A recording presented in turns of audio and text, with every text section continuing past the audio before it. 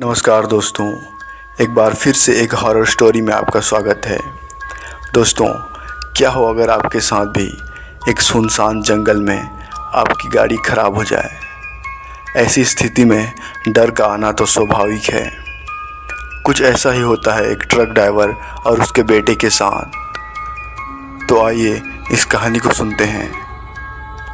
रात के भयानक अंधकार को चीरते हुए ट्रक आगे बढ़ती जा रही थी।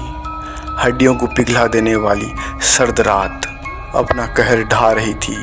रात के ठीक 12 बज रहे थे। रास्ता खुला मगर सुनसान था। ट्रक की हेडलाइट सड़क के काले घने अंधकार को पूरी तरह से दूर करने की नाकाम कोशिश करती आगे बढ़ रही थी। आधी रात के बाद ही अब्बास को गाड़ी के ड्राइवर करने का मज़ा आता था। ज़्यादातर इस वक्त सड़क बिल्कुल सुनसान मिलती, जिसके कारण उसे अपनी मर्जी से मुताबिक गाड़ी भगाने का मौका मिलता था।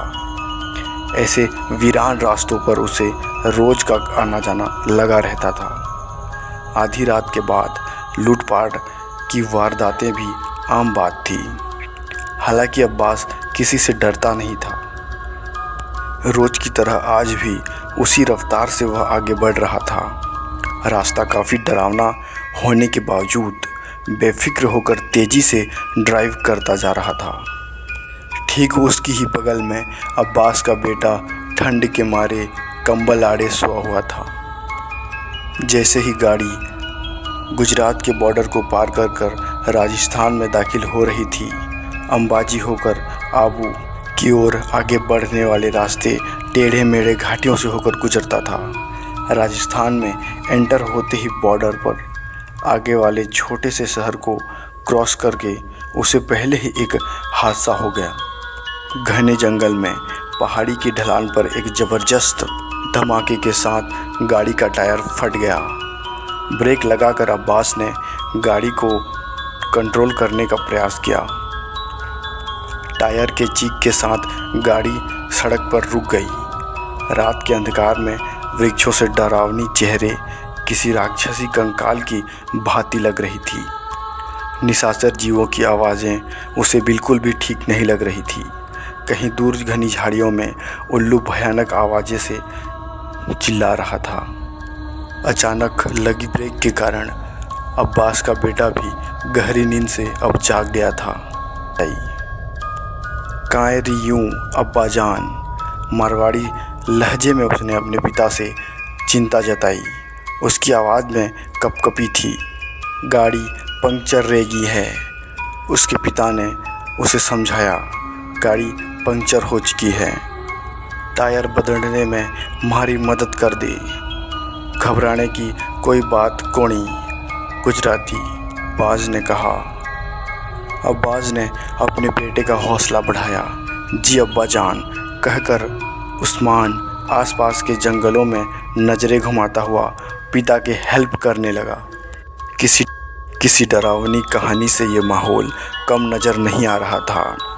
जगह किसी भूतिया टोले की तरह दिखाई दे रही थी। हैरानी की बात यह थी कि उसकी ट्रक के अलावा कोई भी वाहन उस सड़क पर दूर दूर तक नहीं दिखाई दे रही थी। काफ़ी डरावना और हॉरर सीन था। अब्बास अपनी गाड़ी की जैक लगाकर फटाफट नट बोल्ट खोलने लगा और जैसे तैसे टायर को बदला। किसी अनजाने खौफ के चलते दोनों ने गाड़ी में बैठकर अपनी जगह ले ली। अब्बास को बस इसी बात का डर था कि इस वीरान जंगल में कहीं से जंगली जानवर का हमला न हो जाए। मगर अब्बास के करम से ऐसा कुछ नहीं हुआ। गाड़ी स्टार्ट करके दोनों आगे सर्द रात में आगे बढ़ने लगे। पेड़ पौधों में सरसराहट भरी हुई थी। ढलान उतरकर गाड़ी जब सीधे रास्ते पर आ गई तो सामने का नज़ारा देखकर कपास की आंखें खुली की खुली रह गई। वह कोई छोटे से कस्बे का स्टॉप था और बस स्टॉप पर लंबा घूंघट ताने कोई स्त्री खड़ी थी।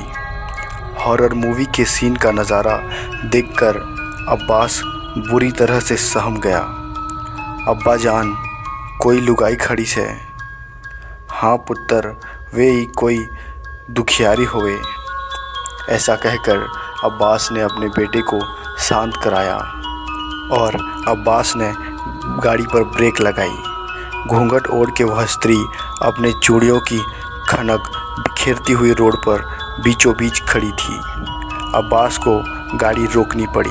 उस अजनबी स्त्री का चेहरा देखने की अब्बास की कोशिश बिल्कुल नाकाम रही। मुझे अगले स्टॉप तक ले जाइए प्लीज़, अंधेरे बहुत है और दूसरी ओर गाड़ी भी नहीं है, गिड़गिड़ाते हुए वह उनसे कहने लगी। अब्बास को उस पर रहम आ गया। जिस स्त्री को आधी रात से घर से बाहर निकलना पड़ा, उसकी कोई ज़रूर ही मजबूरी रही होगी। यह सोचकर अब्बास ने उसे अपनी गाड़ी में बिठाने का फैसला कर लिया। अब्बास ने अपने बेटे से कहा, उस्मान, भिंडड़ी ने गाड़ी के पीछे बैठने के लिए बोल दे, अगले स्टेशन पर उतार देवांगे। उस्मान ने जब स्त्री से बात करने के लिए खिड़की से अपना सिर बाहर निकाला, वह रहस्यमयी स्त्री न जाने कहाँ गायब हो गई। अब्बा जान, वह लुगाई तो कठे दिखे कौनी। उस्मान परेशान होकर बोलने उठा। खिड़की खोलन पीछे देख ले एक बार। अब्बास की बात सुनकर उसने पीछे का नज़ारा देखने ड्राइवर सीट से पीछे सेंटर में लगी खिड़की को खोल दिया। उस्मान ने कहा, वह तो बेटी है अब्बा जान। उसने बात भले ही अब्बा जान से की थी, लेकिन जैसे वह खुद को ही यकीन दिला रहा था। राहत की सांसें लेता है। अब्बास ने गाड़ी की गति अब तेज़ कर ली थी, जबकि उस्मान की अपनी स्त्री किसी छलावे की तरह गाड़ी में चढ़ बैठी और उसे भनक तक न लगी। लगातार 2 घंटे तक गाड़ी भगाने के बाद अब्बास के जहन में यह बात आई कि लुगाई को जहां उतारना था वह स्टॉप तो पीछे चला गया है। उसके पैर ब्रेक पर दब गए। अब्बास ने कहा, उस्मान, उस लुगाई ने उतारनी थी, यह बात तो हमारे दिमाग से निकल ही गई। देख वह पीछे सो तो नहीं गई। अब्बास ने फिर से खिड़की खोलकर पीछे देखा और उसकी आंखों से फिर से झटका लगा। वह हड़बड़ा कर बोला, अब्बा जान, वह लुगाई गाड़ी में नहीं है। अब्बास ने उस्मान को ऐसे देखा मानो उसने कोई अचकानी बात की हो। अब्बास ने कहा, क्या बात करता है, अच्छे से देख, किसी कोने में बैठी होगी। उस्मान ने कहा, छुप कर अस्से से देख लिया, वह लुगाई कहीं भी नहीं है। अब्बास ने कहा, फिर तो लागे है जब गड्डी धीमी पड़ी तब ही वो लुगाई उतर गई है। अब तो अब्बास की आंखों से उस औरत की डरावनी चेहरा उसकी आंखों से जा ही नहीं रहा था। उसका तर्क जैसे उसके ही गले अटक गया। अब अब्बास इस घटना को भूलकर जल्द से जल्द घर पहुंच जाना चाहता था। फिर वह 1 मिनट के लिए भी कहीं रुका नहीं, लगातार तेज रफ्तार से गाड़ी को भगाता रहा। उस्मान को सर्द हवाओं के कारण नींद लग गई थी। हॉलीवुड की किसी भूतिया स्टोरी की तरह नजर आने वाली उसकी आंखों के सामने नमूदार हो रहे थे। अब्बास ने सुबह 9 बजते ही गाड़ी मारवाड़ में अपने घर टेक दी। हाथ मुँह धोकर नाश्ता किया।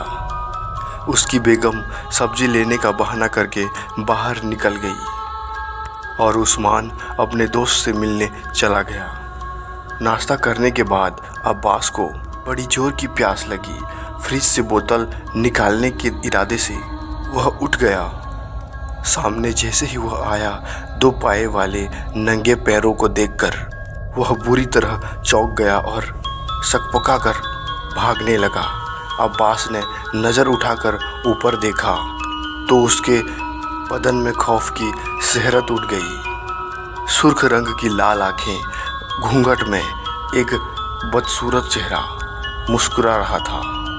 डर के मारे अब्बास की जैसे जान ही निकल गई। अब्बास ने कहा, काय करे है, तू तो रास्ते में उतर गई थी ना। उस स्त्री ने कहा, मैं क्यों उतर जाती भला, तुमने ही तो मन्ने अपने साथ बुलाया है। अब तो मैं थारे ही घर में थारी लुगाई बनकर रहूँगी। अब मैं तुझे छोड़ के जाने वाली नहीं, किसी को बोला तो थारी जान ले लूँगी। अब्बास जहाँ खड़ा था वही भूत की तरह खड़ा रह गया, लेकिन नहीं तो रहा जाता था। उसको यकीन नहीं हो रहा था कि एक भूतनी भी उसके घर में मौजूद थी। पर अब्बास ने कहा, मेरे घर में तो मेरी लुगाई है। डरते डरते वह इतना ही कहा। स्त्री ने कहा, दूसरी बात बोला तो थारी जबान खींच लूँगी। घूंघट वाली औरत ने अब्बास का गला पकड़ते हुए उसे दीवार से उठा लिया और बोला, मैं तुझे छोड़कर कहीं जाने वाली नहीं। अब्बास ने कहा, पर छोरी मैं तन्ने रखूँगा कहाँ। अब उस स्त्री ने कहा, मैं बताती हूँ तन्ने, तू अपनी जांघ में एक चीरा लगाकर फटाफट से मेरे बाल काट कर धीमी गति से उसे अपने जांघ में सी ले। मैं वहीं रहूँगी। न चाहते हुए भी अब अब्बास को उसका हुक्म मानना पड़ा। अब अब्बास की ज़िंदगी में प्रेत बाधित हो चुकी थी। कराहते हुए अब्बास ने अपनी जांघ में चीरा दिया और उस चुड़ैल के बालों को काटकर अपनी चमड़ी के अंदर सील लिया। उसके बाद वह बदसूरत चेहरे वाली चुड़ैल अब्बास के साथ उम्र भर उसकी घरवाली बनकर रह गई। अब्बास की असली पत्नी को डराकर चुड़ैल ने कभी उसे अब्बास के करीब नहीं आने दिया। अब्बास दिन ब दिन दुबला होता गया और एक दिन अचानक सबने उसे अपने कमरे में मरा हुआ पाया। तो दोस्तों, ये थी एक ट्रक ड्राइवर की सच्ची कहानी, जिसने अनजाने में ही एक चुड़ैल को अपने घर बुला लिया और वह उसकी मौत का कारण बना। दोस्तों, अगर आपको हमारी कहानी अच्छी लगती है तो प्लीज़ वीडियो को एक लाइक और चैनल को सब्सक्राइब ज़रूर करें।